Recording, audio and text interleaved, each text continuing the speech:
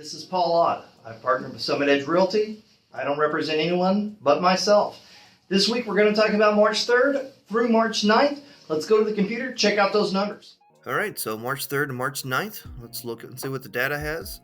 For new listings, we're at 78 this last week, which is higher than the previous 5 weeks. It's been the highest it is since the beginning of February, and it's higher than the last 4 years for this week of the year. When we look at total inventory, it represents about 5 months of inventory based on how many houses are in the inventory and how many closed last week. The total inventory is about normal for this time of year, and it's the highest that it's been in the last 8 weeks, which could indicate some bit of a shifting market. Might be just seasonal variations. It's hard to tell. Under contract, right? Total pending is weaker than it has been for the previous 4 years, but the percentage that were pending within 7 days increased from 17% last week to 30% this week. When we look at closed, right? Pendings 4 weeks ago were at 64. We had 34 closed last week. Several deals either fell apart or were delayed for some reason. Price reductions continue to be higher this year than they were the previous 4 years, and lower than last week though. And when you look at the days on market, it's kind of all over the place.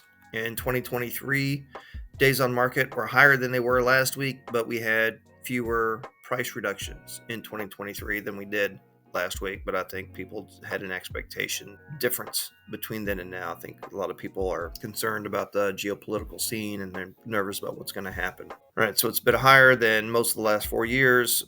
Several properties influence this. When I was looking at the data, there was a few really big numbers, and even though these are median days, if there's a grouping of data that's higher, it could still have a bigger influence, right? And remember, we're measuring days from listing to pending, and we're counting it the week that the sale closes. And just like last week, it's still about half, a little less than half than some of the nearby areas. Interest rates continue to fall for the 7th week in a row. Again, I'm looking at the Freddie Mac reported national 30-year conventional average. That's the interest rate I'm looking at.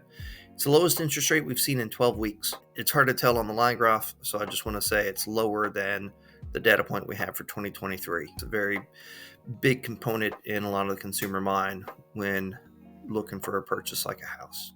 Median home prices still show the settling out trend. Pretty excited to see that. And again, I'm using February's numbers for last week and this year because I go by the month. Let me know if you have any feedback, any comments, any questions. Does this match what you've been seeing out in the field?